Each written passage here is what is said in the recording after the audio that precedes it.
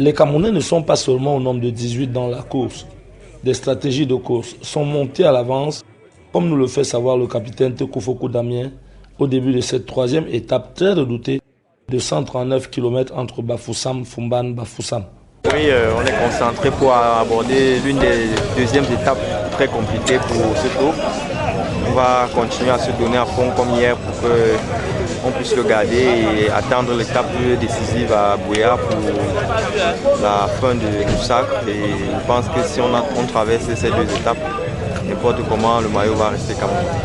Hier, vous avez été surpris ou bien vous attendiez à cette adversité-là, à ce niveau d'adversité? Si on s'attendait parce que les Rwandais savaient quand même au niveau de la course, la route devait s'élever et c'est vraiment leur terrain de prédilection.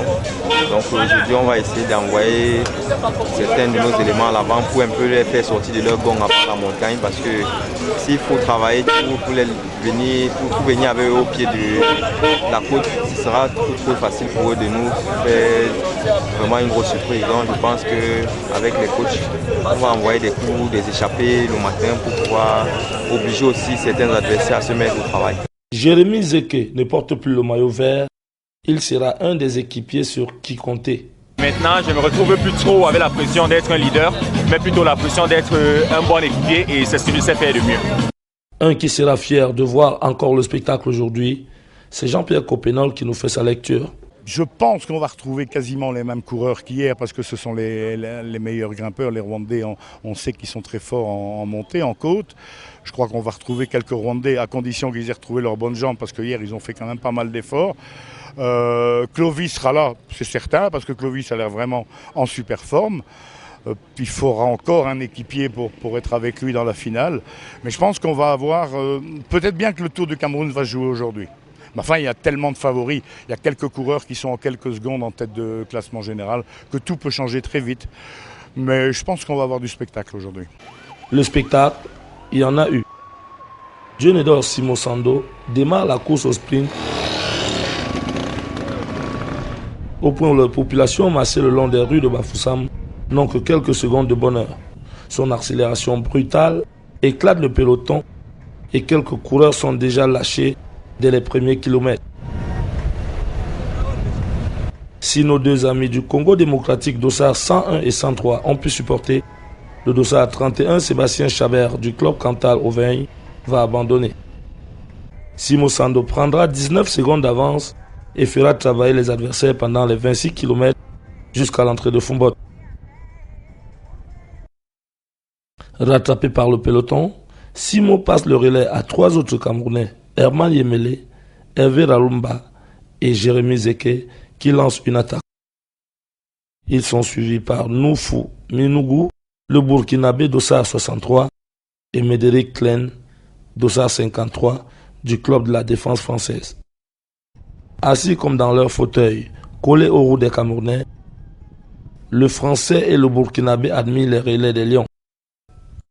Les populations se régalent au passage et les autorités de Koutaba regrettent que leur localité ne soit pas choisie comme une ville-étape. S'il y avait une autre étape qu'on pouvait organiser, on dit départ de Koutaba pour Bafoussam ou bien pour Yaoundé.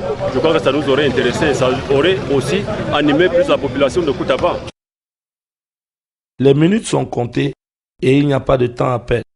Ouedraogo Rasmane, qui a crevé, doit récupérer le vélo de Nikiema Abdulaziz le temps qu'on répare la crevaison.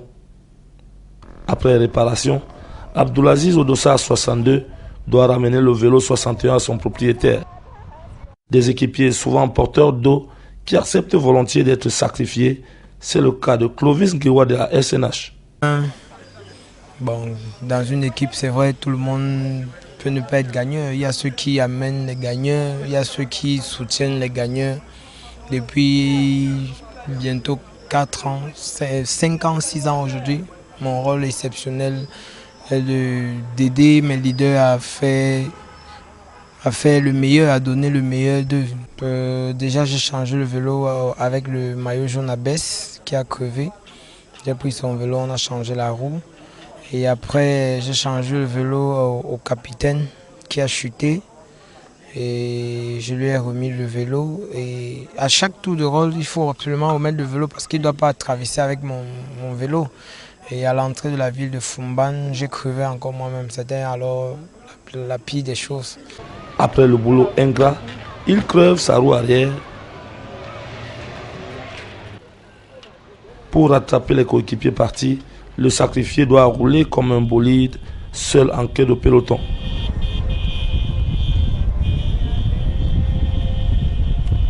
Clovis Gewa ne sait même pas que l'échappée a été rattrapée à Foumban, mais Jérémy Zeke a encore eu des ressources pour se mettre à nouveau dans une autre échappée de 2 coureurs, ce qui oblige Abraham Romoriza à prendre la locomotive d'un train rwandais obligé de rouler à grande vitesse sur du plat.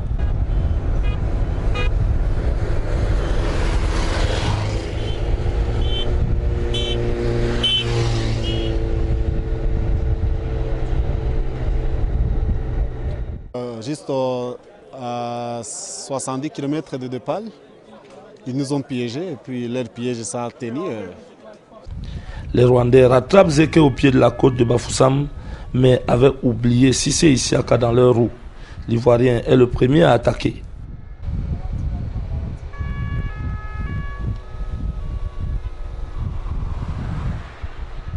Le maillot jaune Kamzon Abosolo a encore des ressources et le montre en contrant l'attaque. À ce jeu de chat et souris, les 2 Rwandais, le Camerounais et l'Ivoirien, se font rattraper par 6 autres coureurs, dont 3 Rwandais, pour un final à 10. Ouedraogo Rasman et le Burkinabé au maillot vert est le perdant de ce jeu, lui qui a été lâché à la montée. Kamzon Abosolo est plus fort que tous, il traverse la ligne d'arrivée en premier après 3 heures, 37 minutes et 21 secondes.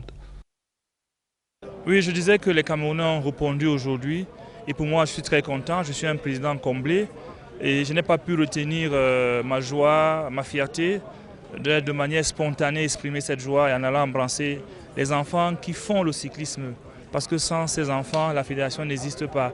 Sans ces enfants, la grande joie que partagent tous ceux qui sont ici ne l'est pas. Il faudrait aussi reconnaître ça. Donc je suis aussi un enfant du cyclisme. C'est pour cette raison que de temps en temps, je me sens souvent des fourmis dans le corps, dans les jambes. Et j'ai souvent envie d'exprimer cela. Ça vient souvent de manière spontanée.